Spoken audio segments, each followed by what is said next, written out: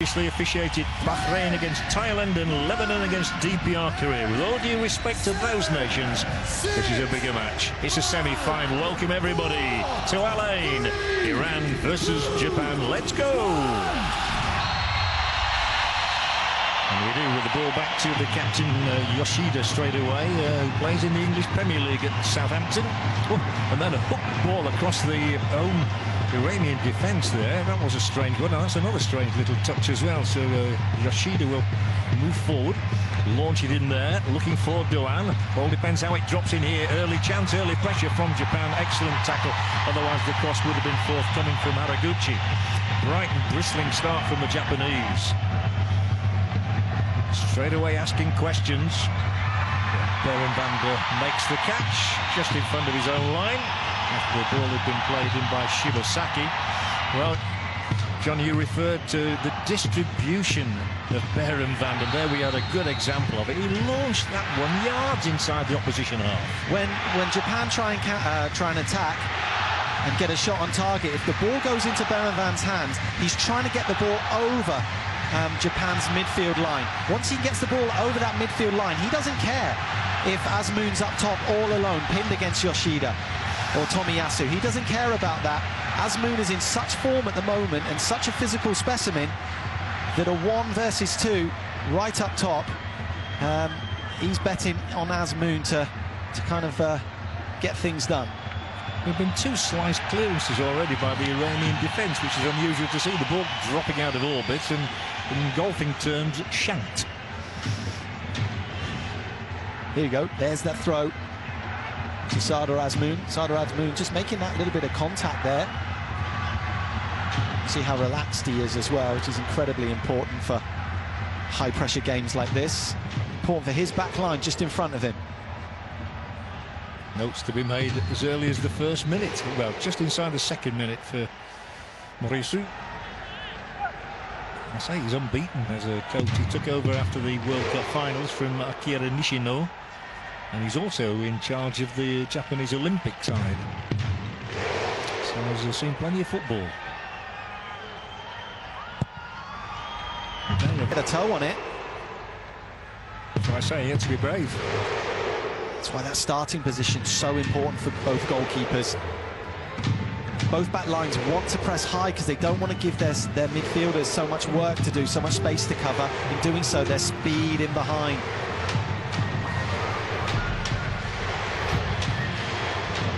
Forward this time from Nagatomo. A race on at the other end involving Amiri, who plays his club football in Turkey with the Trabzonspor. Should be nice and fresh, shouldn't he, Amiri? Suspended for the last game. Yeah. Oh, that's close. Great starting position from Gonda. And Azmoun knows it, doesn't he? He knows he got a toe on that. Only 3.5 minutes gone, but already it's been very bright action at both ends of the field. Early stages of the semi-final, both sets of players with their hearts in their mouths. I think the referee will blow the whistle there. He took the decision, and I have to have sympathy with that, but he went in with a bit of an elbow into the back of the player. So free kick against Buraliganji. Buraliganji just so desperate to know that he's around, leave a little mark on Osako nice and early, trying to win those first balls, and Buraliganji will be the one who will try and win the early balls. Hossein Kanini will be the one that will just drop off slightly. On the edge of that 18-yard zone, and it will drop here. No, it's going to be a free kick against the Japanese player who's forward into the mix there, Osako. Yeah, Ramin Reza just takes a little exception to that. He's having a word with Osako. Osako turns away. Yeah, Ramin Reza genuinely tries to win the ball, and Osako just backing in. You see those sort of conflicts hundreds of times. Nothing malicious about it. Good that these players, as I say, have had the yellow cards against their names wiped out now, so they can come into this one absolutely fresh, raring to go. But maybe occasionally willing to pick up a card if it's required, which the modern game is, I'm afraid. Here is the Jaga. Does well to retain the possession for Iran and then takes again.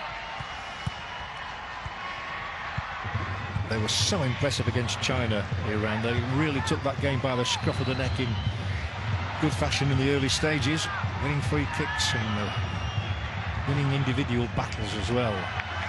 With 1-1 there.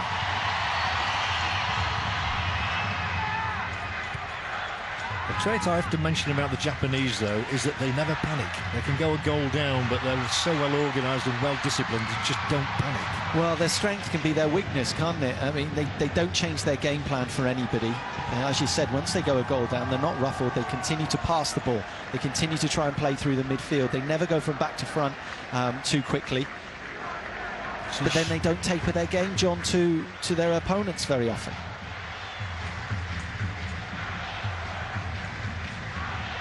Not much on there, so it's square with Yoshida and then Shibasaki.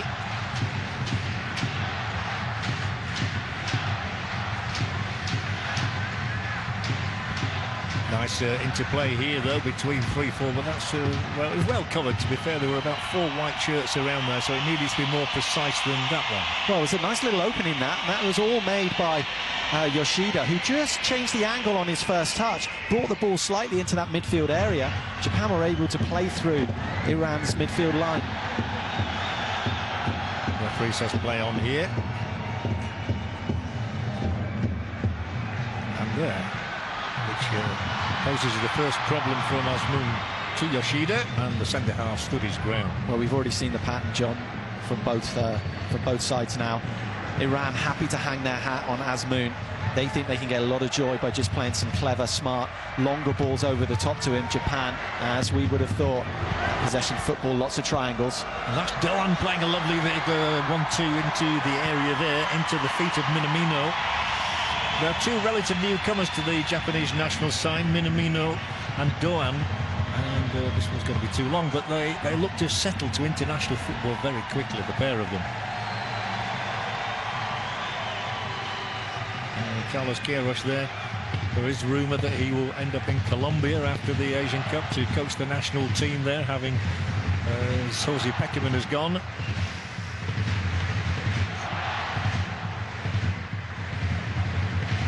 There's been a lot of criticism back in Tehran that the Iranian FA has not offered Queiroz an extension to his contract. He's been 8 years in the job now. That's longer than anybody in the history of the Iranian Football Association.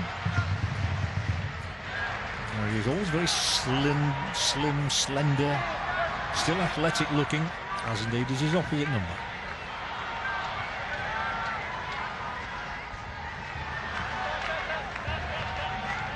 There's Zion.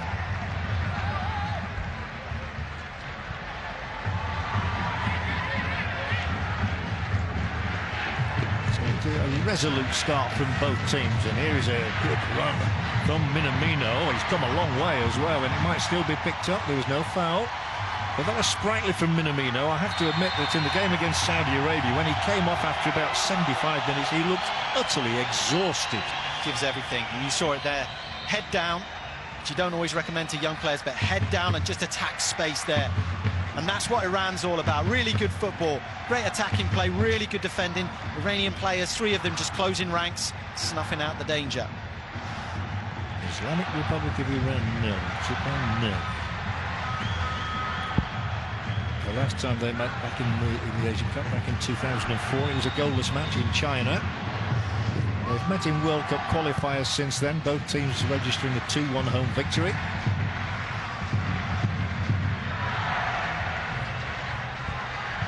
I've got to say, early on, wasn't expecting the play to be of this high quality so early.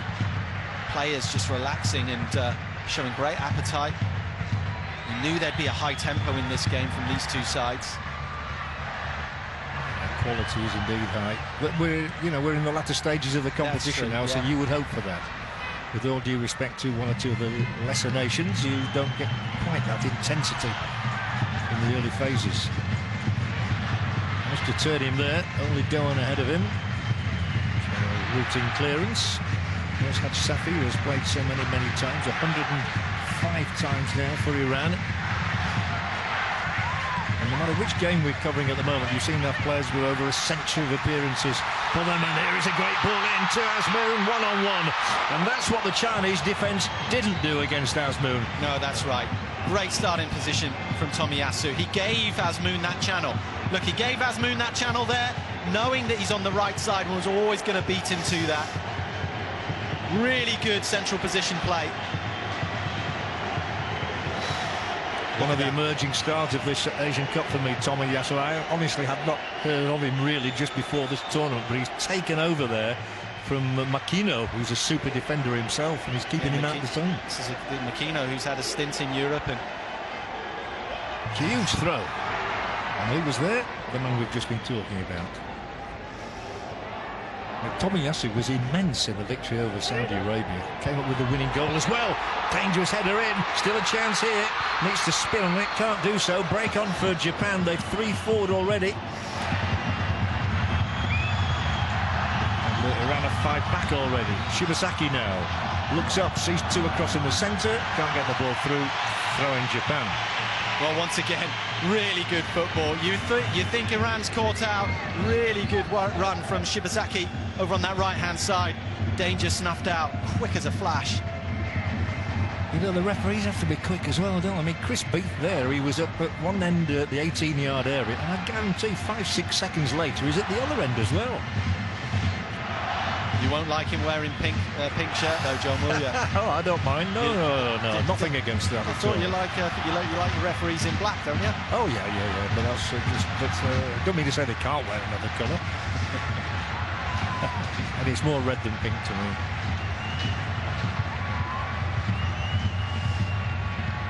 The goalkeepers in pink used to worry me a bit. That's the modern idiom, so we get along with it. Now Yoshida. He couldn't be anything else but a centre-half, could he, Yoshida? He's just so strongly built. Brilliant ball in here. Chance here for the Japanese. And well defended against, and a goal kick given as well. But they really broke the ranks there with that ball on the outside. Attacked by Nagatomo. And it's well defended, is this. But look at the run here. Yeah. He's onside. He is. He gets round the back, Nagatomo. The ball was towards the back post, though, and it would have had to been an absolute peach to find him, though. And it's not quite on the money. And the referee says it's come off Minamino. I think he's just about right. Ramin Reza gets in a poor position. Almost caught out there, Iran.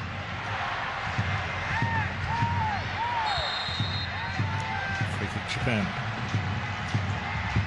Wow, Azmoun and Tomiyasu having a really good tussle there. They were both pulling each other's shirt. Referee usually gives it towards the defender. Well, that's why we highlighted that as the key battle before the game. 2 men in top form, prime form. And whoever comes out on top of that battle might be on the winning side tonight. Here's Dejaga. Ball bounced awkwardly for him there, and I think the referee's ruled a handball against Dejaga.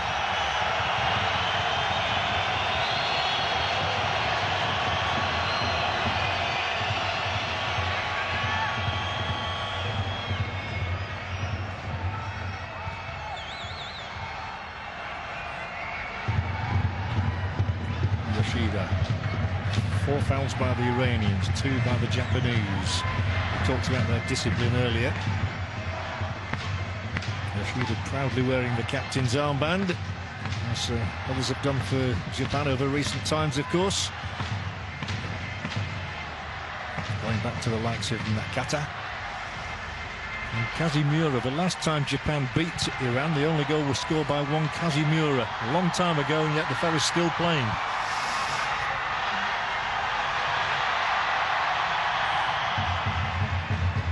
Well, Kazimura, just 1 year older than Japan's current head coach. Older than you? A lot older than you. Yeah, a lot older than me. But still playing, absolutely astonishing, Kazimura. That was in 1992 that Japan scored their last victory over Iran. One for Dejaga here. I don't think he's going to be too happy chasing that. Iran have already scored 12 times in this Asian Cup without conceding once. Japan have scored 8 and conceded 3. Had a bit of a problem getting over Uzbekistan and even Turkmenistan. Turkmenistan took them to the best goal in 5 in the first match, which was something of a surprise.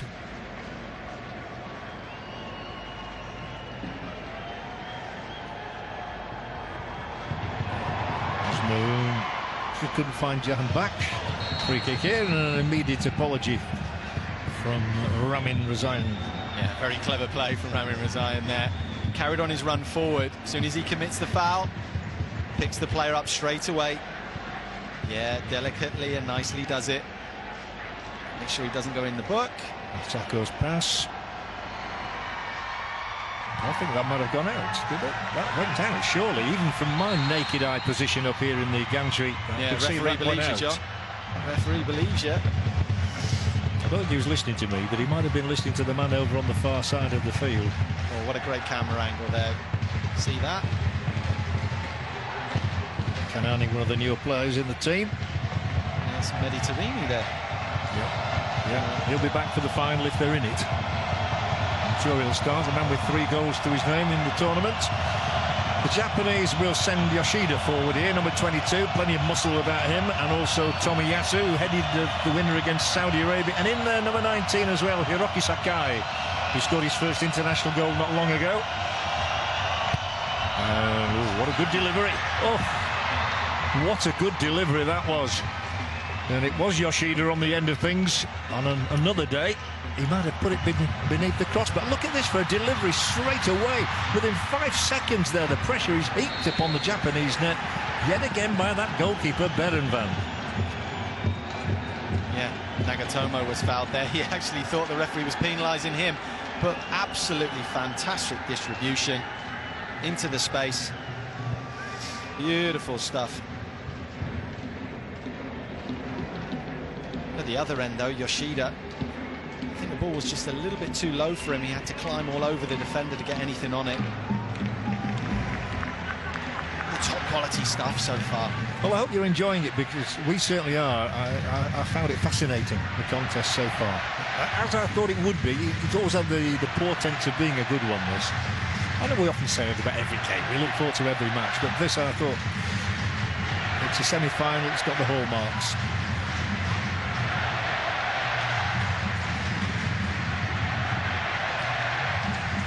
A lot of probing runs. Here's one now, and they're 2-touch play, lots of interchange, a couple of little step overs from players, just leaving that one.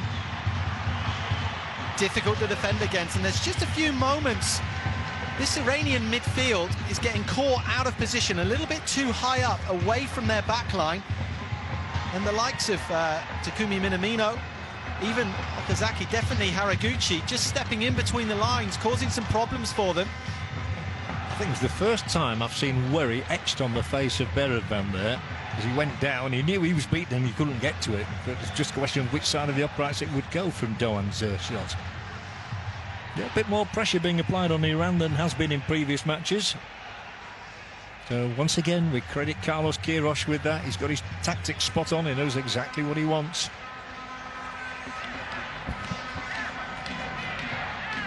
Hint of a smile from Moriyasu.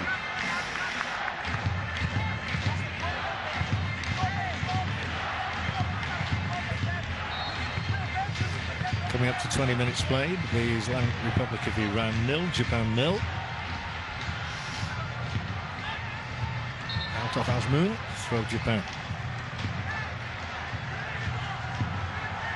Azmoun taking exception to what he thought was a little elbow from Nagatomo. Massive size difference, though.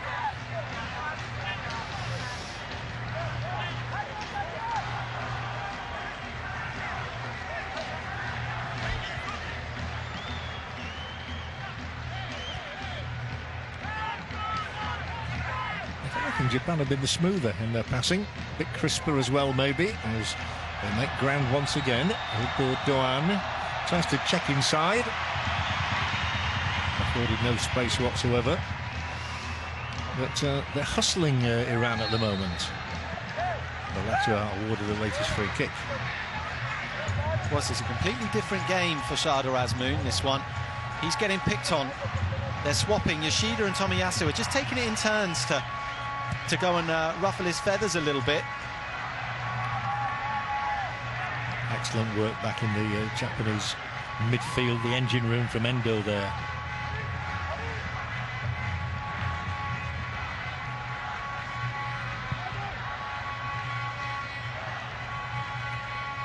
Every team needs one of those players who's willing to do what we call the dirty work without particularly being noticed, and Endo is the one who does that for the Japanese. Yoshida. What you will find nowadays in modern football, though, even if you are a holding midfielder, you're not just a destroyer anymore. You have to be able to get on the ball 1-2 touch and shove it out to the fullback. Endo, very, very good technically. Gets on the ball into the corner. Have a look, one nutmeg, and then a pass through Yoshida's legs. It's going into the corner. Terrific save because it comes through bodies. Corner Iran, 22 minutes play, so we're exactly halfway through the opening half in Al Ain. Both sides have got big men. Who's on the end of it? The Japanese head is on the end of it, but it will be chased and should be kept in play if they want to do, and they don't, so just a throw in. Gonda, he got the touch though. He had to do. It was his sloppy pass out though to Endo. Got his side in trouble. Made amends. Huge throw. Went for the overhead. Down he goes, and the keeper's got it. And the referee might just have had a question asked of him there. Well, not many questions from Iran, though. Look at the problem Sardar Azmoun causes, though. Backs into Tomiyasu. No contact there. No, he was going for the acrobatic overhead kick, wasn't he? He was only 5 or 6 yards out as well. And I think you've probably got a shot there of referee Chris Beef taking instructions in his ears as well. Of course, the video assistants are always there, ready, willing to have a chat with them if they think that there's a controversial decision on the cards or anything that might be disputed. But as you're right there, John, nobody seemed to dispute anything about that, and obviously the refs got it spot on. No great appeal from Azmoun either. There's the goalkeeper again with a back pass. No, you go a lot by body language of players, don't you? They're the ones closest to the heart of the action. And okay, there's a bit of kidology goes on. There's a challenge here on Sakai that the referee might consider sanctions with. Yes, it's the first yellow card of this particular game. Well, that's not really Amiri's style either. Initially, I thought he won the ball quite cleanly, but the referee, Chris Beath, was right on point there. Was it reckless? Was there a lack of control? We're going to see now. Oh, it's clearly a two-footed tackle. Sloppy, sloppy tackle. And this from a man who's just returning from a suspension today. You'd have thought he'd have known better. You would have thought that he should know that he's not much of a tackler. We've seen him in this competition make a few reckless ones. It's a bit naughty, that. Grimace on the face of Sakai. I told you that there was contact there. There's this earlier moment when Azmoun took on Shibasaki. Nutmeg through the legs of Yoshida as well. What I like about this, as soon as Azmoun gets in his 18-yard box, top strikers in top form, never looking to just pass the ball back, never looking to square it to anybody, just looking to get a shot on target, and he does that. Finds a gap. Jakenbach gives him a little grin, a little smile, as if Jakenbach knows something we don't. 25 minutes gone, 0-0, but a very watchable 0-0. Oh, and offside given. Offside against Haraguchi. And still the phlegmatic coach shows no emotion whatsoever. Just a game of football. Arms folded on the other side. Bit of chattering going on behind. Oh, they know they're in a game, both teams. This is the man who has caught our eye throughout 5.5 matches almost now.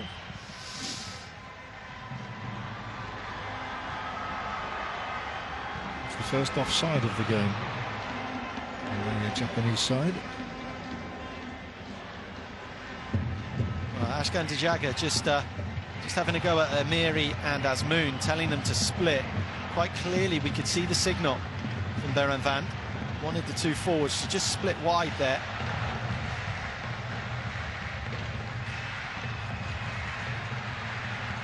Four Japanese forward here. Scotland little run. He stumbled a little bit there, did Minamino, as a result of which Iran got the ball through Dijaga out into the wide position for Jan Baksh.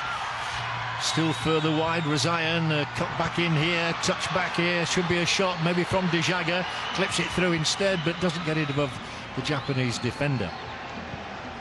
Strong pressure from Iran, but Jan Baksh only just keeps it in and then directs it straight to the opponent. Pace is unrelenting. Well, at the moment, Iran picking up all the second balls, squeezing the life out of Japan. Must be a foul. Despite the protestations of Ramin Razayan, it was a free kick against him.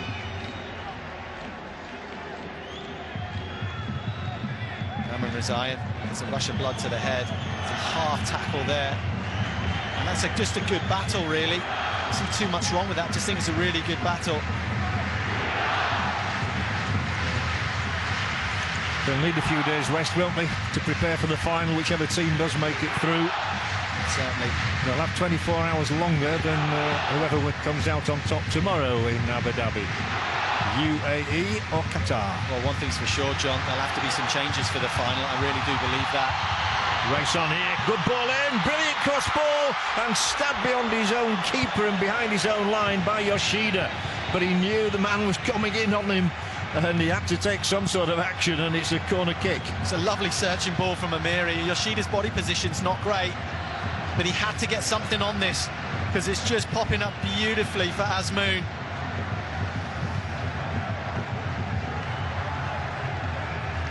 Well, it was job done.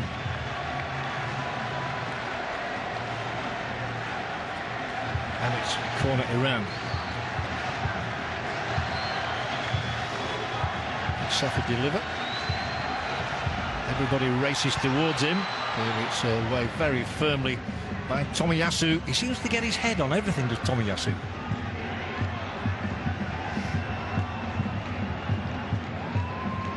And Shafibino can throw them long.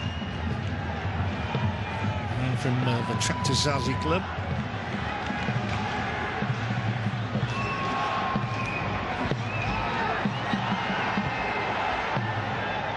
And he's got another chance to do it again. Well, really got a foothold now, Iran. And a foothold not just in midfield, but in the final third. It's flatter trajectory. Can make it better. More difficult to defend. He'll cross one in now. Back stick, too long, I fancy. And out for a throw-in. Way over on the other side of the field. Well, it's disappointing. They worked really hard there, Iran, just to get an opening to put a good ball into the box. Well, they're all doing that. There's backing in, and Yoshida challenging for the ball. Yoshida thinks he's diving, but they're all just coming together. Difficult to pick the bones out of that one. An attempt to do 30 seconds left in the opening half an hour of this semi-final match between Islamic Republic of Iran and Japan. Goalless for the time being. We can tell that the crowd are enthralled by this one. Great energy inside this cracking little stadium.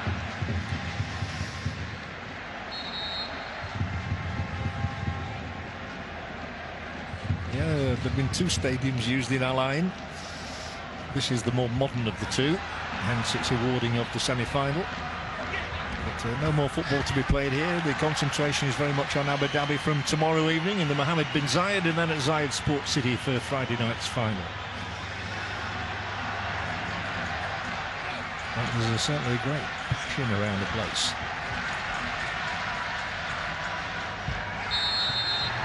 Dragged him down, free kick. Chris Beath, the referee, is going to have another look at this, and he's certainly going to have a chat to Sardar Azmoun. Sardar Azmoun needs to calm down a little bit. He has been grizzling up top and looking for a lot of contact and been complaining already to the referee, and I think that's what Chris Beath is talking about. Let me ref the game. Have a look here, was there an arm thrown? No great intent, it's definitely a foul.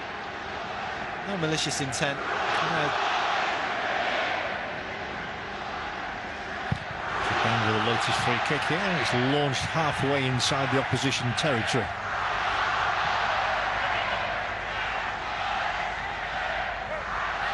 Calming down gesture from the Mozambique-born coach, Carlos Queiroz. 65 now.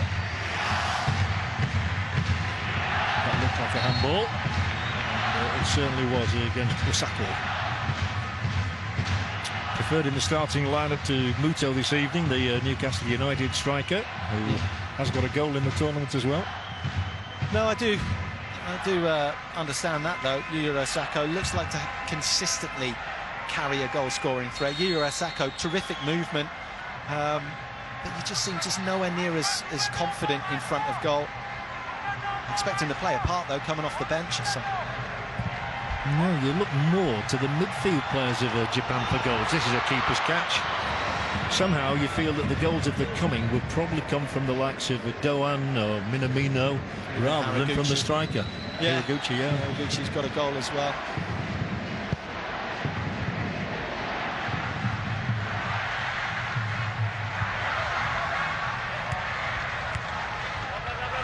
A bit tight and congested until Jahan back to launches one in here, and Asman tries to get between keeper and defender.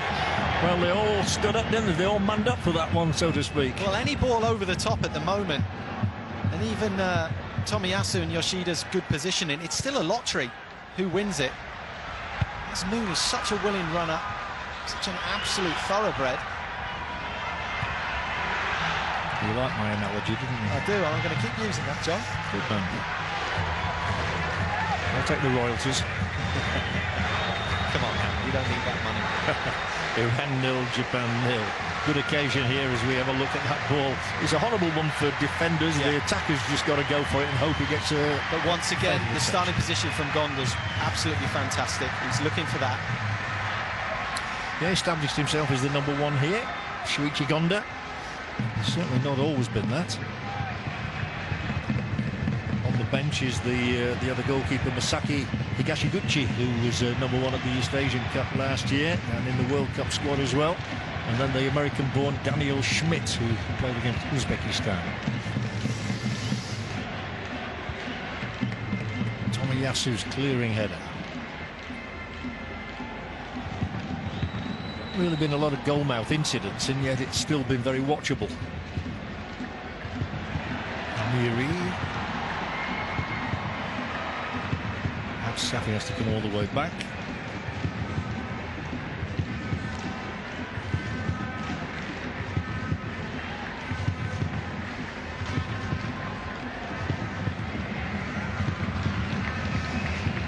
Well, it's a little early for us to be predicting anything, but because there's the best part of an hour to go, including the time that will inevitably be added on, but you really could imagine this one going to 120 minutes. Fine lines. You really do feel it's going to be an absolute screamer or a mistake to separate these two teams. Ganji's foul and free kick for the Japanese here, and this is why here is Pirelli Ganji, the #8, is heel catching Osako. Yeah, right in the ribs as well. Looks to be really sore.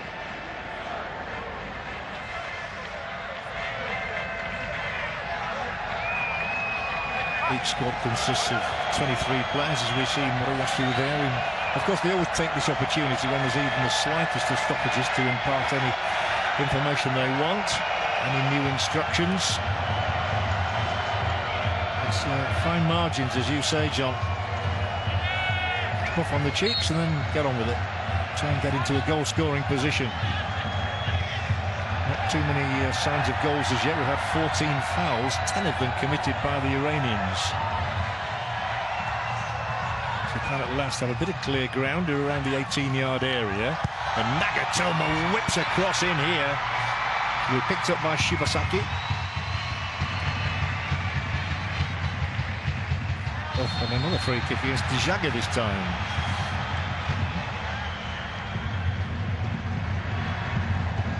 Particularly malicious, but he accepted the error of his ways immediately for this challenge on Endo.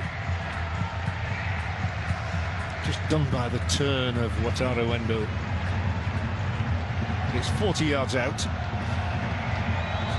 no thought of a direct shot on goal, I don't think, from either Doan or Shibasaki. Too great a distance there. And they're going to have to change the angle, you feel. A straight ball over the top. And you feel that Iran would just eat that up. They're going to change the angle first, and this is what the discussion's about, I'm sure. Haraguchi took up a position out on the left and nobody really tracked him, but he's now gone back into the centre. Well, Jakenbach is the one that's trying to cover that one every now and then, but he's going to have to split it from the wall to do it. It is angled, and it will be Sakai who comes up for a header. And then Endo, and whistle's gone already, as we see Softly. It was a really hard one to work out what they were going to do. It was almost too straight, wasn't it? Yeah, far too straight. I mean, much better off if they just knocked it even just 5 yards to the side and then put an angle delivery in. Because then it just offsets the defenders a little bit and the attack comes from a different angle. A lot of noise around Al Ain at the moment, and well, this is a position Amiri shouldn't be in. He's one of the shorter guys, certainly not one of the best headers of the ball, and he's up against Sakai there. He's much bigger, much more aggressive. And there's the man who marshals that back line, Yoshida, number 22, the captain. They are a very, very tall back line. So neither side having enjoyed the opposition 18-yard area as yet. Can't find Azmoun with this one either.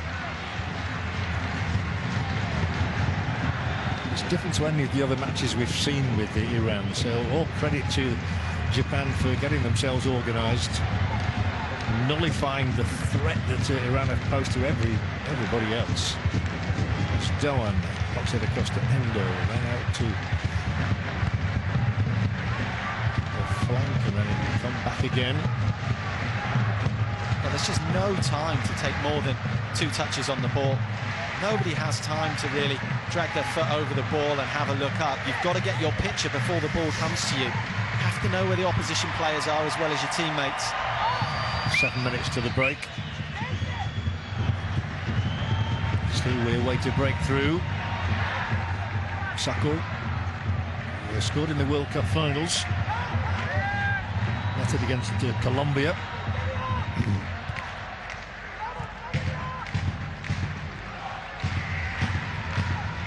Overall, I would say Japan have looked pretty comfortable. They know their jobs. Yeah, I'm with you there, John. There was a period of 5 minutes where they got ruffled a little bit. It's a nice ball from Shibasaki. They still have the possession here, 18 yards out. A turn and a loss of the ball. And this is where they ran dangerous on the break.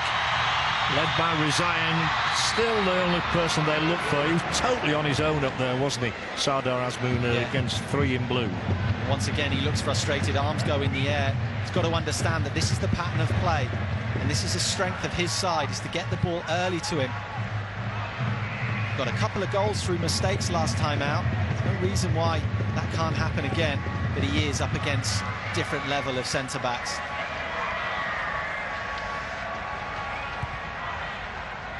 Very much so. China long gone now in this competition.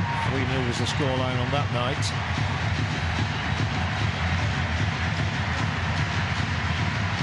Japan posing questions as we move towards the 40-minute mark, with Muta having changed positions and taken up a slot on the flank.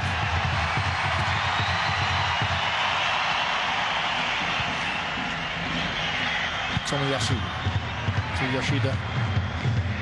Tomo waiting on the left. Instead it's launched through the middle, but that should be the goalkeepers. Well, that's a good little idea, and he gets Yoshida gets a thumbs up as well from Haraguchi. Haraguchi from out to in. Yoshida just trying to play that with the outside of his boot, didn't get the skill right.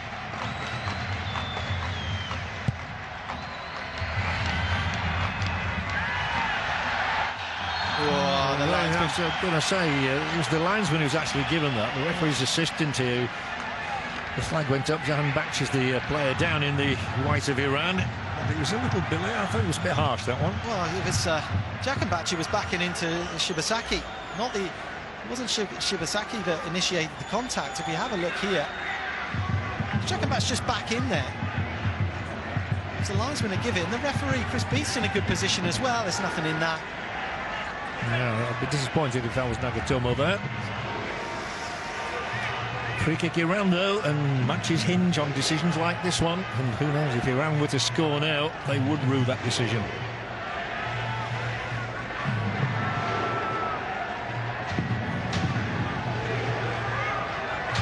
Defending very high, the Samurai Blue. It's a nice area for Dijaga to drop this into. Goalkeeper Shuichi Gonda will know that as well. He looks incredibly exposed back there. He's stood 15 yards away from anybody else, the man in orange, all on the delivery. Fortunately for Japan, they were able to muster the troops. They've still got some defending to do. It rolled down the arm of the striker, I thought there, Asmoon, but the referee saw nothing wrong with that, so the move continues, but only with the throw. Two teams steeled here to do a defensive job first and foremost and try and get a goal when they get the opportunity to win the night. Amiri on the throwing duties this time. Match at that one, always leaning back, head was up. He did score in the Asian Cup 4 years ago against Bahrain. Look at that. Fingernails at the ready. Can't be safe for some people to come and watch football. No. Big games like this. Japan are 4 forward. Oh, and that just didn't get through. Oh, yeah, the referee's given the free kick now. He thought about that one. Is the card coming out? It is, yeah, the card is coming out for that. It's going to be worth another look, is that one. Sasaka, who's the player down. It's Omid who's going to get the yellow. It's the second of the night for an Iranian player. And Omid Ebrahimi joins Vahid Amiri in the referee's bad books. Oh, have a look at this. The referee's done well to pick up on something, because we didn't see it. Oh, and there were some studs up, I feel. I think it's a high, very late tackle. Have a look here. Well, there's not a lot of contact. It's just over the top of the boot. I think it was the intent there that he's got the card for. I wouldn't argue with it, having seen that. The referee was obviously close to it, and he did tread on the foot. Yeah, a good referee, and as you said, right on point. And he's doing well now to just take Osaka out of the situation, to calm things down. There we go. Dijaga and Osaka are having a go. But to be fair to Osaka, all he's doing is trying to talk to Dijaga. Dijaga straight away turns around and gives him a shove. Any late drama to be had here as we approach the final 30 seconds of the 45 minutes, with a minute to be added on, I would have thought, at the minute, possibly 2, but no more than that. Baron Van, the goalkeeper, the man in blue, organising. He's got his hand up. I'm sure all his colleagues understand the signal he's imparting to them. Again, it's about 40 yards out, but a slightly better angle than the previous free kick, which was too direct, too straight. It will be taken by Doan. All a question of timing the run here. It mustn't go too quickly. In fact, it's Shibasaki. Well, frustratingly for the Japan fans, the runs just weren't on time. They all went in too early and killed that space. So when the delivery came in, it was all behind anybody in a blue shirt. We're in the 2 added minutes as a Karimi fan holds up the shirt.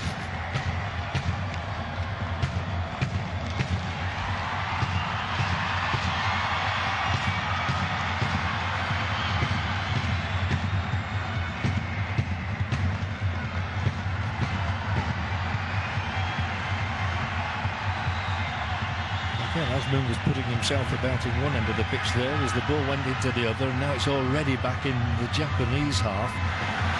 There's some good football taking place, and it's at pace as well. It's fast and furious. It is. If your first touch is not right on point, not only are you going to lose the ball, you're going to get smashed as well. What a great first touch that was from Amiri earlier. John Batch, and he'll be awarded this free kick. The man from Brighton and Hove Albion in the English Premier League. It's against Endo, and this will be the last chance for a goal in the first half of the semi-final, because we've had a 1 minute 20 of the added time as down he goes there under the Endo stretch, arm across the body. And Dijaga has time to send across a free kick, but have Iran got time to find the net? Big question in 20 seconds. And they'll be back to slug it all out in the second half. Without doubt, the last action of the first half here in Al Ain, as it is into a good area. But I think Japan are going to survive that little skirmish. The referee will point down the tunnel, and they will head to the dressing rooms, these two teams, with Jan back feeling his jaw now. It's been feisty. It's been competitive and combative, everything we expected of a semi-final. Chances very few and far between, the two goalkeepers barely stretched. But it's all to play for in the second half. That is for absolutely certain, because the half-time situation in Al Ain is Islamic Republic of Iran 0, Japan 0. What a sensational game of football this has turned out to be. It's been end-to-end action for 45 stands.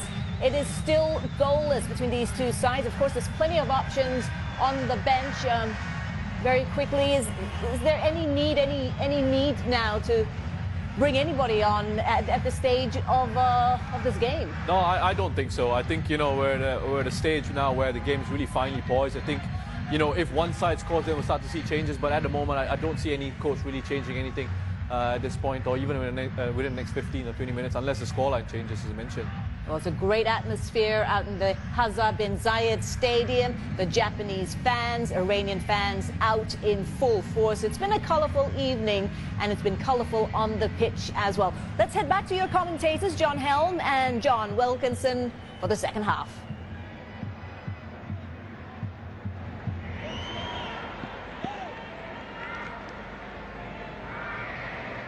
And Kitago has come on a few times so far as well for Japan recently. I've not really seen much of him, so I'll be interested. You never know, somebody always comes to the fore.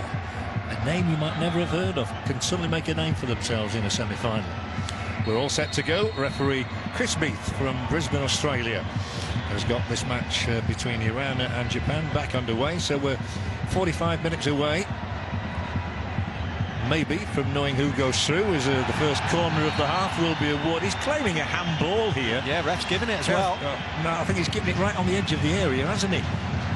Haji Safi, who blasted one in here, and a yellow card shown, and I think his argument would be Sakai is so close to the ball he couldn't get out of the way of it. This is happening more and more in the modern game, isn't it? It's because of the pace of it. It may well be taking instruction. We do have VAR, let's remind ourselves. Well, there wasn't great complaints from Hiroki Sakai initially. He knows he handled it, but it looks like he was protecting his face. Could he have been braver? Well, he's very close, isn't he? It's a tough one. It's harsh, but it is a handball. Yeah, it is. He's grimacing. I think he thought he was going to hit his head, to be honest with you. Definitely outside the 18-yard area. Definitely, no question about that, but he could be braver. He could be braver. Take that on the face. So, early seconds, never mind minute, of the first half. The free kick awarded to Iran against Hiroki Sakai, who's the first Japanese player booked on the night. We've had two Iranians cautioned in Amiri and Omid Ebrahimi. So we've just been saying, where is a breakthrough going to come from? Well, as I look down now here, if I was Dijaga, I think I could curl that ball between those four blue shirts, and there's one isolated as well. There is a route. There is a route to goal here for Iran. Yeah. And Safi is left-footed, but you could really fancy Dijaga here. Yeah, the only saving thing for the Samurai Blue is the fact that it's at an awkward angle, and there's not a great deal of goal to hit. Gonda's got to trust. He has to trust that wall. There isn't, John, but there are two Iranians in there who could duck. The two Iranians on the end of the four, the quartet of Japanese. If they work this one out, they could duck, and he could thread this through or over them and into the net. Not saying it's wishful thinking, but it could happen. Wasn't far away. That was the idea. and it sails a foot wide of the angle. Well, you look at the reverse movement on this ball. There's no rotation on the ball whatsoever. He doesn't try and whip this. It's a strange technique. He punches this through, and it's strange. The ball goes in and out. Have a look from this position here. Absolute freak flight of the ball there. He's not as close as we initially thought, but no rotation on the ball whatsoever, and it's not a breezy night. That might have been a handball as well, but anyway, the referee saw that too and says no, and Iran will be forward again. Japan haven't settled as yet in this second half, not been allowed to do it. Mohammadi into a gap. Here is a chance. It's going to be a corner, but well worth conceding. Well, I don't think Tomiyasu's complaining. Well, and well, he might, because from our angle, John, straight away it looked like a goal kick. Tomiyasu played it on to Amiri. Yeah, you can see that. Poor decision from Chris Beath. Yeah, the ball came off Amiri, but it will be a corner kick for Iran. A breathless start to the second half from the three-time champions, but not since 1976. This their corner, flat, flicked out. That's Safi. Pings it back in. And, well, I say, Japan haven't got out their own half yet, and we've had nearly 4 minutes of the second half. Breathless from Kiroshi's side.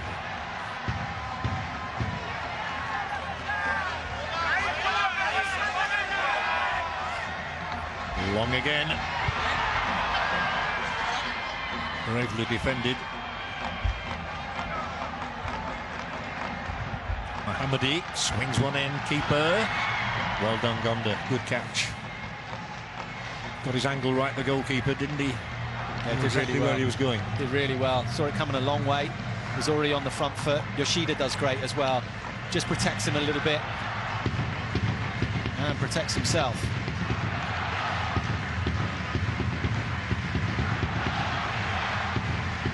Gonda's improved with every game he's played, actually. The first match against Turkmenistan, he was held culpable on one of the goals, but he's not shaken his confidence, and now he's the one who boots it up towards that 18-yard box at the other end of the field. And this stadium that we've commended, it's a lovely stadium, it really is. Wonderful viewing aspect for everybody, no matter where you're sitting.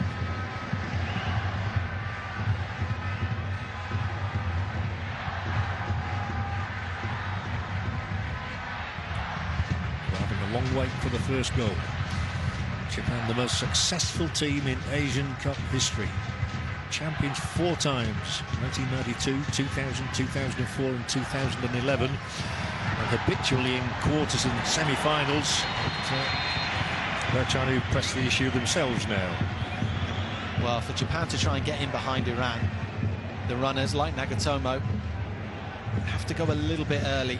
That's a really good battle. It's Japan's left back up against Jahanbakhsh, pretty much the right winger. And Sarifard about to come on. Karim, World Cup hero, of course, scored for them against Portugal in the finals in Russia. And he's putting the vest back on, but I think there's an indication there that he will be a part of the action before very long. Well, we were watching him warm up quite heavily just at half-time. Azmoun, check and a turn from him. He's graceful, is Azmoun, isn't he? He's very live, he's very agile. There's all sorts there. The free kick has gone Amiri's way. He actually put his hand on the ball as well, but the referee had already decided there was a foul on Amiri from Doan. Have a look here, Sakai just caps that ball on. These boys move so quick, so any little contact will usually send them tumbling. Once again, Dijaga will be responsible in putting this ball into the danger area and hope that one of the 4 or 5 in white can be somewhere in proximity. Mustn't get it too close to goalkeeper Gonda. Well, Kirosh as animated as ever, and that is in a good area, and the keeper's punched it up in the air. Not very far, but done the job for the time being. Over the top, swirling effort. We've seen him have 2 shots tonight now. Had Shafi Over the top it went. Well, it was clever ball in from De Jager. He had a look at Gonda, and he knows Gonda's always on that front foot. So what he was looking to do is just drop that in front of Gonda. Look how many blue shirts are in the picture, though. Look at that. That's a fantastic defending.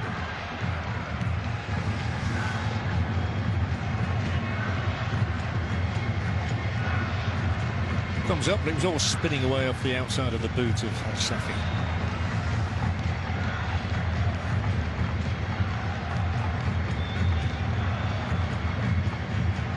Well, the majority of the play has been in the Japanese half in this second half.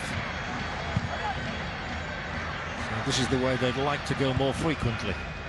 They'll do so now, but his first touch was a heavy one, and it enables Amiri to come over and win it for Iran. And he'll find De Jager, who wriggles away from the first marker. There is Endo. Driven ball here. And the two defenders, well, it would have been easy for them to get in the way of one another there, but in the end it's a thumbs up from Sakai and a high five as well. Well, we've seen a lot of those diagonal balls towards Amiri, towards Azmoun. This time they both get a touch, I think. Have a look here. Yeah, they both get a touch on it. Not great communication. Well, they got away a little bit with that one, didn't they? Japan are looking to find some penetration here down the left-hand touchline with Haraguchi. Well, you've got to work the ball a lot better, and you've got to work it in numbers. You've got to try and play around the Iranian fullbacks. Ramon Rezaian at right back. I mean, so difficult to get anything out of. Intense footballer, always concentrating. 28-year-old Karim Ansarifard, who scored the third goal in the win over China in the quarter-final, will be coming on any minute now. Plays at Nottingham Forest in the English Championship these days, though he's had very limited first-team football since he moved there in November. Well, tactically, this is fascinating, and Carlos Queiroz has had a word with him and then told him to just sit back down again. And Karim Ansarifard wasn't happy about it. He thought he was coming on. He feels like he's getting messed about somewhat. Players hate that, don't they? I want to know, am I on or aren't I on? Why the delay now? It's going to take things, and Berenvan is beaten for the first time in 6 games here in the Asian Cup.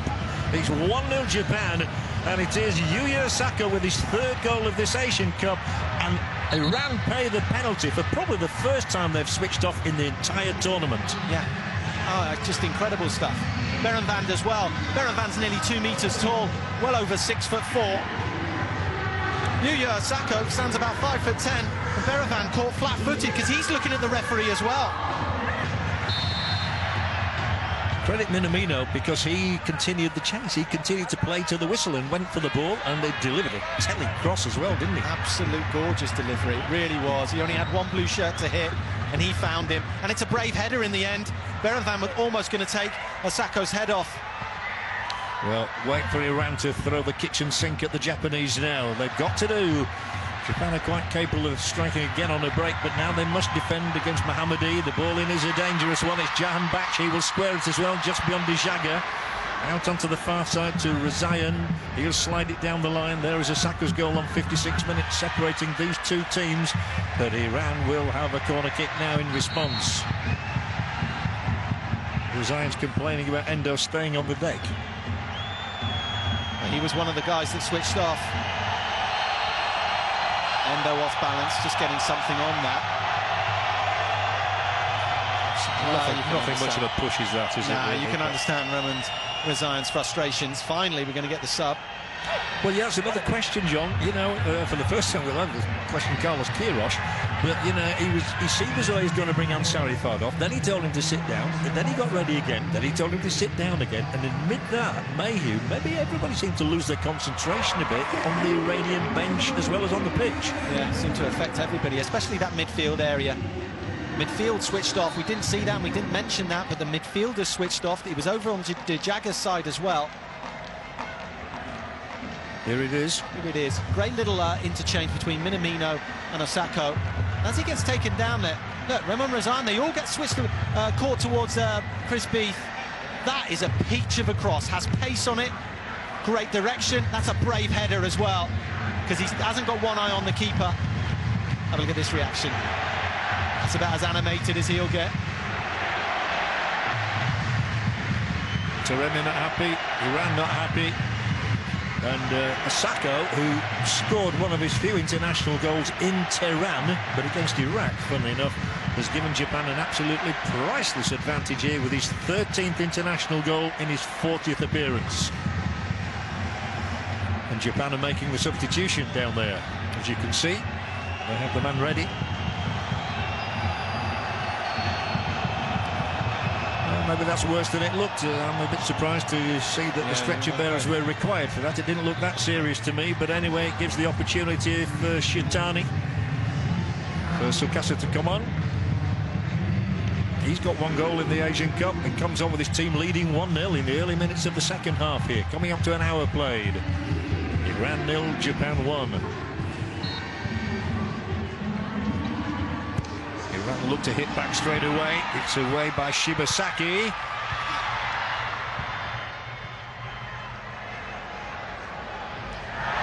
that's a foul. No question about that, and they're going to pile a bit of pressure upon themselves, of the Japanese here, with that concession.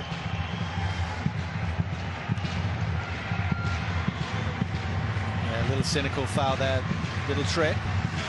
And he's got an ice pack on his groin and seems to be in a great deal of discomfort, so certainly doesn't look like a tweak. Looks like a full tear. That is Shiotani, who scored in the victory over Uzbekistan here in Al Ain, but not in this stadium, in the other stadium that was used. So yeah, Endo's on his way to the dressing room pretty smartly, I think, with those stretcher bearers. 24 fouls, evenly split. Free kick Iran, looking to hit back. It's the first time they've been tested, first time they've conceded a goal in what, 450, 510 minutes roundabout. It's the second time that they've got a free kick in a good area as well. Can they hit the target? Jahanbakhsh is number 18, and he may hit the target. Well saved, gone to right beneath the crossbar. Horrible angle for him, coming in right beneath the post, the crossbar and the upright. Look at his quick feet. Look at Gonda's quick feet here. Skips down, quick feet, two little shuffles, and that's destined for top corner.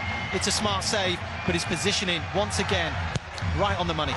Corner had Safi, and they've gone in, and it's gone over the top of the crossbar for a goal kick off the head of the defender, Ganji. Well, you know Iran are going to respond, and this is their response. Here it is again, well played, Gonda, keeping this one out from Jahanbakhsh, who knew exactly where to put it. Well, just under that crossbar, top corner, see nothing wrong with that free kick whatsoever. Good football, really top save. And exasperation for the coach of Iran.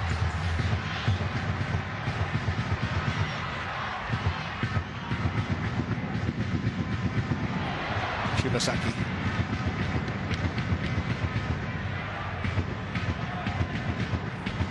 One thing that you mentioned early on, John, just before kickoff, is the amount of one-goal margin victories for Japan.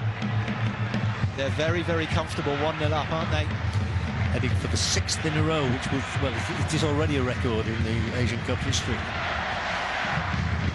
They're not yet there yet. So 28. Nothing wrong with that call from Chris Beath.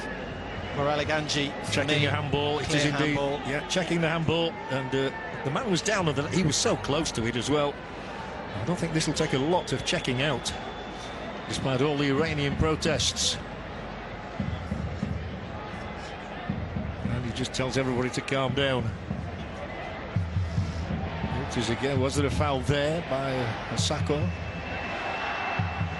That's where we feel there was the handball by Ganji. That's why the VAR people are here, to assist referee Beath and to either confirm the decision or to tell him to go and have another look. Well, we did get briefed by the powers that be, by the VRA people, and they do say that they're going to have a look and reassess the handball rule with a view to ball to hand, hand to ball, and whether the person handling the ball gains an advantage or not. At the moment, it doesn't seem to matter whether there's an advantage or not by the person that handles the ball. He's got to come and have a look. I think this might be something to do with the build-up before the handball, whether there was an offence committed by a Japanese attacker in the build-up. Well, ultimately, it's going to be Chris Beath's say, not the people sat in the booth, in the VAR booth. They're telling him that the ball did hit the hand, but it's going to be Chris Beath's interpretation whether that's a penalty or not. And he's in an isolated area down in the tunnel there, as you saw, to check with that monitor. The penalty under review was because of the handball there. Was it deliberate? This is one thing we always consider. Well, listen, yeah, Borrell Ganji, if he's going to go to ground, which he does, he can't not put that left hand down. He can't not put that left hand down. No worries, absolute rock solid. Sends the keeper the wrong way. A top keeper in top form as well. Super penalty. The reaction down on the bench is, well, on the Iran bench is that they want to make a substitution. I think it might even be a double one, because Carlos Queiroz has to do something very dramatic now to rescue the Iranian hopes for 2019. The team that was most people's favourites. Free kick this time is for Iran. And Ghoddos is coming on. Salman Ghoddos, who scored in the very first win against Yemen, is an attacking player, plays in France. This is dangerous. Nagatomo there. Well, we've talked about Japanese discipline and the fact that they know how to hold on to a lead. They're looking to even extend that lead now, and on a breakaway, that's the way they can play cleverly. They can dictate the pace of the game almost now. Yeah, they can. And Iran need to resist the urge to try and win the ball when they can't. They need to resist the urge of trying to go through players to get to that ball, because all they're going to do is break play up. It's going to become bitty. It's going to play into Japan's hands. Interesting, isn't it, that it's not going to be Ansarifad coming on. It's going to be Tarabi and Ghoddos. Ansarifad looked as though he was coming on just before the first goal. Was told to retake his place on the subs bench. And now Japan are pouring forward again here with Doan. Little touches inside the area. Could break it again here. Japan are dictating the game in the second half. Against all expectation, maybe.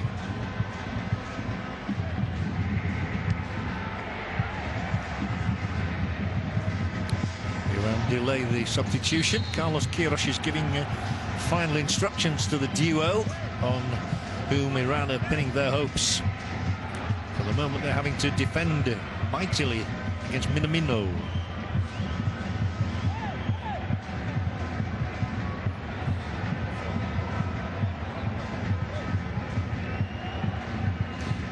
Still they delay the substitution. 69 minutes played, 21 to go. That's a scoreline I don't think we expected, as Doan is into the area trying to fight his way through, and here's the man who's now on a hat-trick, Osako, who's become a scorer of very important goals in Japanese football. And they're toying with the Iranians here, with the movement on and off the ball. It's excellent from the Samurai Blue. We've talked about their patience, their discipline, their technique, and look at this for a wriggling run. Terrific stuff. They're looking for number 3. It probably would have been there. As Haraguchi came tearing in, he only needed the slightest of touches, and it might well have been 3-0, and that might have been the end of Iran's campaign here in United Arab Emirates. This is exactly the problem, John. When you're so desperate to try and get back in the game and get yourself a goal, you end up going chasing things, and you go and chase the man with the ball individually rather than collectively. And collectively closing down is what has gotten Iran to this point right now. They're bringing Dijaga off, and they're bringing Jan Baksh off. And these are the 2 replacements. Ghoddos, number 14, gets a pat on the back from his coach, and he says you've 20 minutes to go and keep us alive. Salman Ghoddos, who plays for Amiens in France, and the other player coming on, who's from the famous Iranian club Persepolis, is Mehdi Torabi, who scored against Japan in Tehran in the last meeting. Iran need some almost desperation tactics now. The sooner they can find a goal, happier they will be. But they're having to do a lot of defending themselves now as Minamino makes a great run. He's got a man on his left. Here is that man. They really are causing havoc, aren't they, with these little balls inside the area? Oh, what a touch. And it had to be as well. Ganji just getting the eyebrows on that one.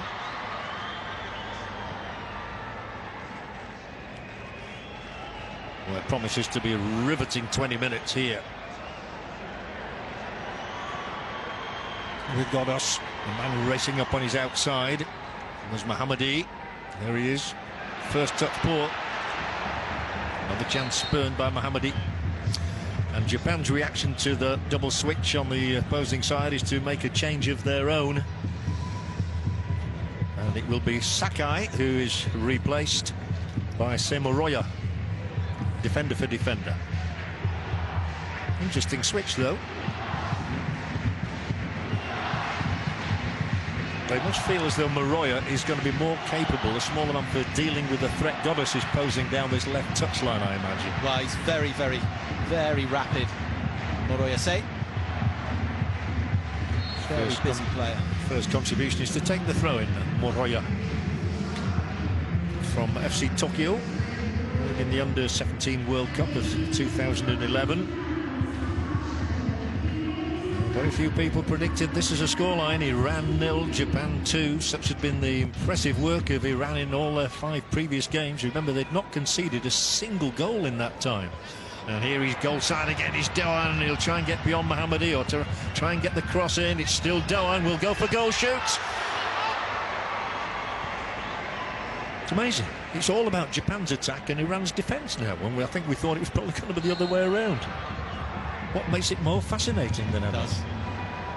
Does, and Iran happy to go with 2v1 at the back. This is a really smart stop because keeper, he has a blue shirt just flash across his eye line. Had to keep his concentration, get something on that. The ball was moving as well. Here's a blundering run down the right. Not the worst cross either, putting Yoshida under pressure. Shibasaki. Oh, they're so clever at holding the ball up, and that was super. That was really good techniques. 73 minutes played, 2-0 Japan in front. They've now scored 10 times in this tournament. Still 2 fewer than Iran, mind you. And they've now scored 90 goals in Asian Cup history. More than twice as many as they've conceded. Iran's free kick. Launched to the edge of that 18-yard zone. The tall Iranians go for it, as you would expect. Plenty of noise around Al Ain at the moment. Most of it coming from the samurai blue support. That's Safi.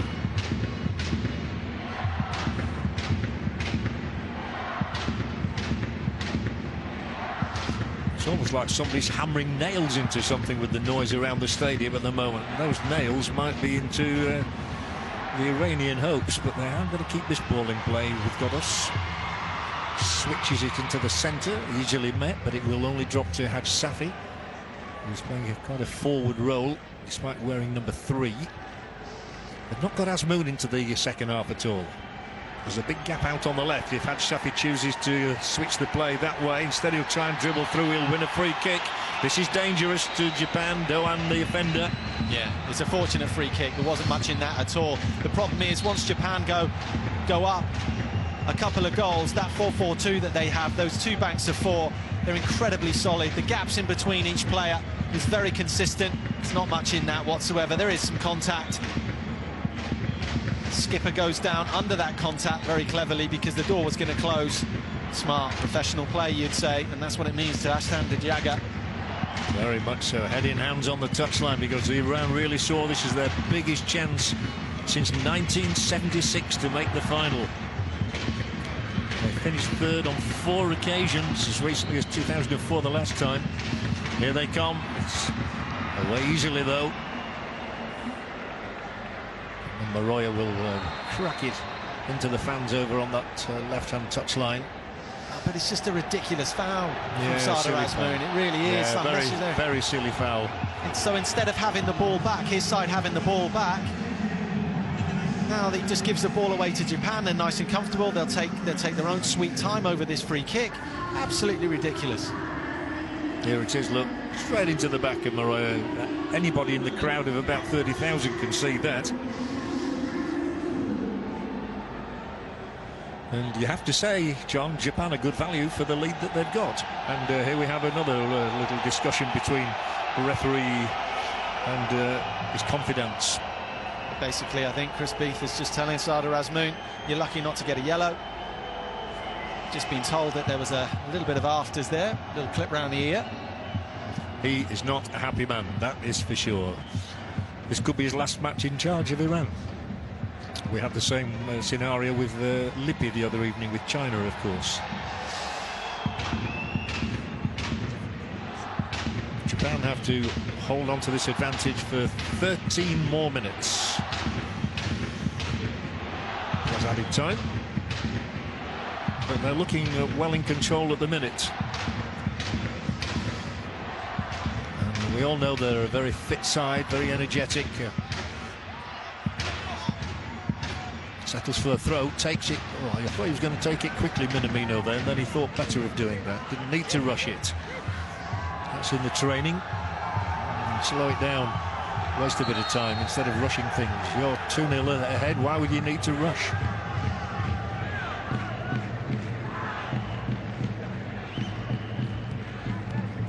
Minamino's looked the player he is again tonight, having said he looked exhausted in the match against Saudi Arabia. They gave him a breather, not playing him in the quarter-final against Vietnam, but he's been instrumental as Minamino tonight.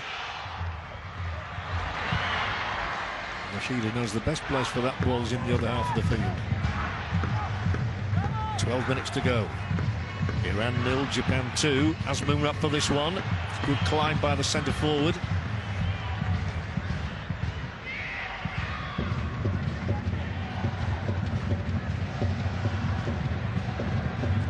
We all know if Iran score one, they will be really dangerous. But they've got to get that one to start with. Well, they've got to get it soon. They've got to get it quickly. Otherwise, you feel that emotionally, Iran will end up doing things that are foreign to them. Could get a little bit frayed around the edges as well in the last 5 minutes. Japan champions back in 2011, of course. They won their career, won their semi-final that year against Korea Republic on penalties 3-0 after a 2-all draw. Not often you win a penalty shootout 3-0. They're 4 forward here, looking to put the seal on the triumph. It won't matter how long they take over this move. Doan. He wanted to play the short little ball there with Haraguchi. Doan again, left-footed into the area he goes. A check back inside. It's just not quite happening, but they can see. You can see Japan has the capacity to find a third goal. I think you can see as well that 1 or 2 Iranian players, notably Azmoun, are losing it a little bit, losing their discipline. They're just so disappointed. I think they're shell-shocked. If you could say anything, the difference between these two sides, and there wasn't much. There wasn't much, to be honest. It's just emotionally more stable. I just feel that Japan coped with the magnitude and intensity of this game better. Emotionally, just rock solid. Just epitomised by Yu Urasako's penalty. No, it was a terrific penalty, wasn't it?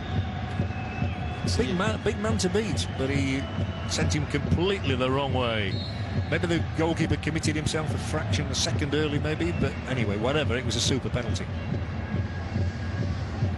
I'm saying Osako is becoming a bit of a talisman for Japan. He scores important goals, doesn't he? He's netted in the World Cup finals against Colombia.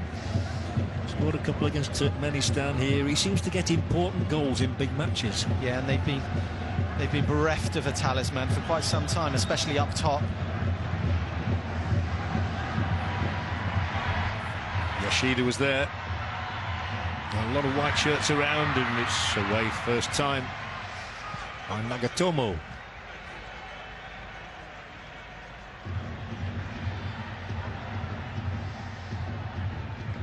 Ten minutes to go.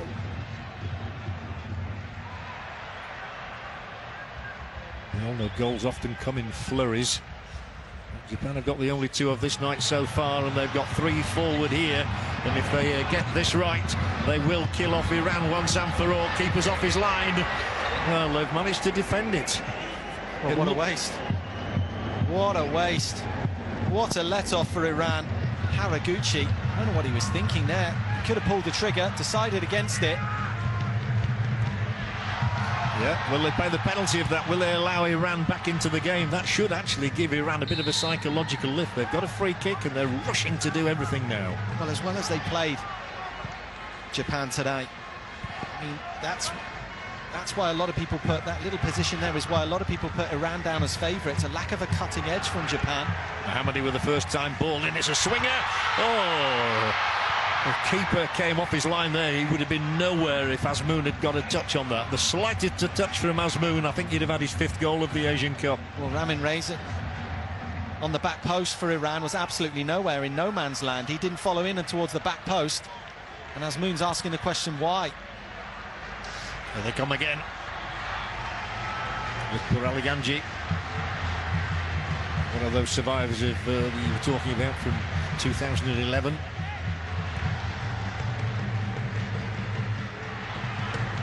Ahmed Ibrahimi. And Kanani. Once again they'll launch it. Once again the covering defender. Oh, the covering defender did enough. Tomiyasu. And once again we have this same scenario of Japan with the chance, if only they get it right, of finishing this one once and for all. And Don was coming in. Very necessary piece of defending, which is why he gets a bit of a cuddle there to Mohammadi. Really good defending, but this is going to happen a lot now. Iran desperate to play a back 3, and as this ball comes along, oh, Doan's licking his lips.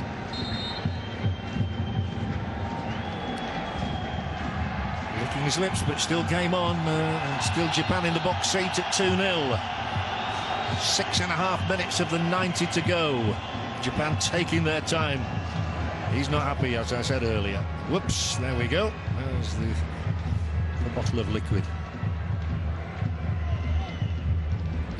Told you looked tense before the match. Yeah. Yeah. The thing is as well, when you player's point of view, when you see the coach is a little bit tense, you can't help feeling that as a player, the coach doesn't have as much faith in you as he might. Japan headed onto the players. Japan are headed for Friday's final at the minute. Shibasaki. They play little triangles, can't they, the Japanese? Just look for holes, look for gaps, play it into the wider positions like this one. He should get to this ball, he will get to this ball. It's a deep cross, but far too deep.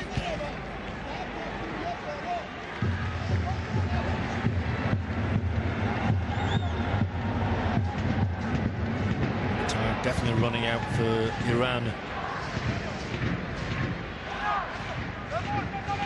Most of the pundits were predicting an Iranian victory here simply based on their 5 previous performances, whereas the Japanese had not been totally convincing. It's amazing how often it turns out, though, when the two meet, it's the side that's least fancied that comes out on top. They're not there yet, and this will be a free kick against Haraguchi. Yeah, clear free kick against Genki Haraguchi there, and Carlos Queiroz going absolutely ballistic towards Ahmed Ibrahimi. He wants him to hold, wants him to just stand in that holding midfield position, to just give some kind of cover. The neutrals would want Iran to score here now, with 5 minutes to go, to give us an absolutely frantic final 5 minutes. Shuichi Gonda is hopping around on his line, even though this one's a long, long way out. He would hate to be beaten from this sort of a distance. It is going to be Godos, and he will go for goal. And it sails high. 1 in 50 of those goes in. It's a low percentage effort, it really is. Didn't get the technique right. Trying to knuckleball that one. There we go. Looks a long way out from that angle, doesn't it? And that's nowhere near. Cuts across the ball. Always sliding away. And Japan will be very happy about that, because it wastes up another minute, really, doesn't it? with only 4 of those remaining. And they're on the ball here. Oh, the referee's given a free kick. He might have allowed play to continue, but I think it's because it's a head injury that Chris Beath has blown the whistle and decided to halt proceedings. Yeah, gets absolutely poleaxed there, Yu Osako. Gets caught underneath the ball. It's a little clash of heads. He's been a tough so-and-so all throughout this game, Yu Osako. He's backed into the defenders. A couple of them are much bigger than him. And he's been holding the ball up well. He's contested everything. He's been involved in everything positive for Japan. And I think the ref's got it right. It's not a yellow card offence, that either. No, it's a 50-50 ball, and they've both gone for it. And in fact, well, it's good. I don't think we've seen a drop ball, bounce ball before now.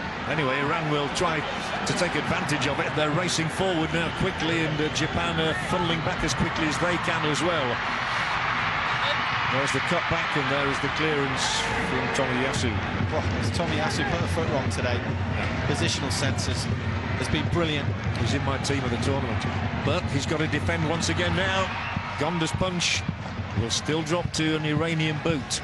And Mohammadi swivels and crosses the ball in. Out for a throw-in. 2.5 minutes on the clock. The Japanese are calm. They're phlegmatic in their approach. Doesn't mean to say they're not determined. They've not steeled for the task ahead. Haj Safi has gone over to take this one long, as he always does. And there are 5 Iranians in the penalty area, but every Japanese player back, it'll drop for Godos, and he's put it even higher into the stands than his previous effort. Not happening for Iran, you feel? No, it's not. It's not. They're clutching at straws, and what we haven't seen is the little triangles from Iran. They were so intent from the get-go to play those diagonal balls towards Sardar Azmoun, and he's been outnumbered and got nothing out of Yoshida or Tomiyasu. Tomiyasu is going to bring Ito on for the closing 2 minutes. But Japan have still had more of the ball than Iran, and here he comes. Then the player coming off is Doan, who's performed really well once again on the right side of midfield for Japan, and gives way now to Jun Ito for the last 2 minutes of the game. That's all. Well, I think he's had a really good game, Ruti Doan, the young 20-year-old in a high-intensity game where you just don't have any time whatsoever. And another young man, well, inexperienced player, Junya Ito, at this level. The coach is on the verge of achieving a double. Oops, we'll just pause there. Oh, well covered back, that really was. He could have given that one up easily, Mohammadi, in which case Japan might well have been through for a 3rd goal. I'm just going to say that Moriyasu is on the cusp of making history. If he can be a winning player and coach in the Asian Cup for his country, it would be a notable double. Nobody's ever achieved that feat. Swinging ball across, catered for the time being. And Nagatomo, Safi here for Iran. Whatever they do, they must do very briskly, because they are 30 seconds away from being 2 down on 90 minutes.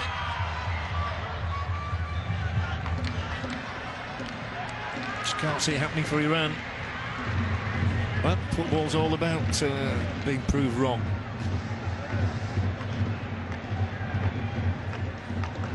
There will be massive disappointment back in Tehran, though, because I think there was colossal belief in the Iranian capital that this was going to be their year again. But all those bleak years were behind them. Well, you've got a lot of players as well coming towards their, and just over their mid-20s, coming towards their peak. This group of players might have one more Asian Cup in them together. 4 added minutes, as you can see from our caption here. Iran 0, Japan 2. Looks of exasperation and despair in the Iranian dugout. Jahanbakhsh there. And no more he can do about it. Carlos Queiroz, who may be waving goodbye to his career as the coach of Iran, whereas this man will be looking forward to a Friday final against either United Arab Emirates or Qatar. And it put some air into it. Terrific finish. Ruthless, cutting finish from the Samurai Blue.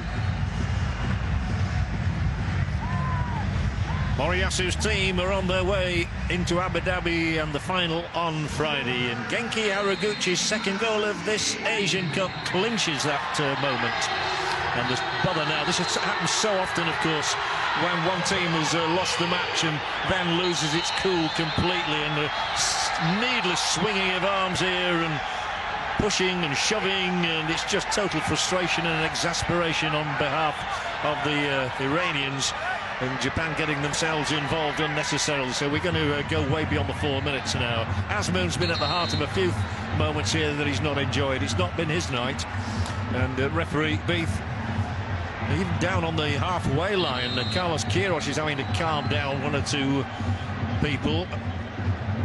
Yeah, some of the Japanese players from the bench, from the technical area, wanting to run on the pitch there. Carlos Queiroz did a really good job of keeping them at bay. And we were talking about it, John. It's not been a game to be playing with a smile on your face.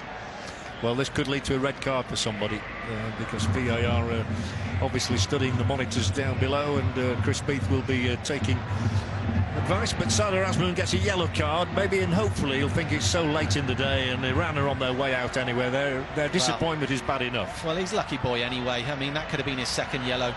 He really could have, and he's not been happy all throughout this game.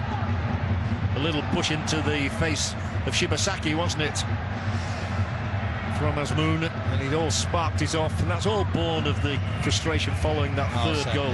Yeah, the massive occasion that this is. I mean, you could just, the tension before kick-off, John, we could feel it. We could feel it all the way up here, not just on the pitch, but the sidelines, amongst the fans as well. A lot of the Iranian journalists that we've been rubbing shoulders with. Nagatomo has been spoken to as well, and he's got the yellow card for on the Japanese side. No worries for him. He's not out of the final, anything like that. That would be horrible, wouldn't it, to lose your place in the final because of it. But the referee has blown the final whistle here, and it is Japan with 2 goals from Yuya Osako and 1 from Genki Haraguchi, who will play in yet another Asian Cup final. The 5th time in the last 8 editions that Japan have made it through. They remain unbeaten. 6 wins out of 6, and this the first of those wins not by just the odd goal. They were good value because their second half performance was outstanding. It included a penalty kick, it included 2 swift finishes as well, after Iran had really lost the plot early in the second half. They didn't play to the whistle and were punished by a header from Osako from across on Minamino. Then they gave away the penalty. Super penalty it was from Osako as well on a handball. So Japan remain on track to extend their record at the Asian Cup. A 5th title still within their sights after that splendid performance tonight in El Ain. As for Iran, well, their 43-year trophy drought continues. Many had expected them to reach their first final since 1976, but they took the eye off the ball one too many times in the second half, and they paid the price with a semi-final exit. 3-0. Japan go through to the final on Friday. They will meet either the UAE or Qatar in the championship match. Rish Roshan Rai, Robbie Cornthwaite in the studio. Was it a disappointing performance by Iran, or did Japan play superbly well? I think what happened was Iran lost their heads, and then once they went that goal down, they just looked shell-shocked. They couldn't respond, they couldn't recover, and it was all their own fault. I mean, you can't have 4 or 5 players chasing after the referee, asking for a yellow card, asking for one of the Japanese players to be booked. Focus on the game, play to the whistle, and you know, it's so painful because they'll go back and they'll rewatch this game, some of these Iranian players, and look at that incident and think, we've made utter fools of ourselves and we've let this opportunity slip, something that we've been working so hard on to achieve. It's gone.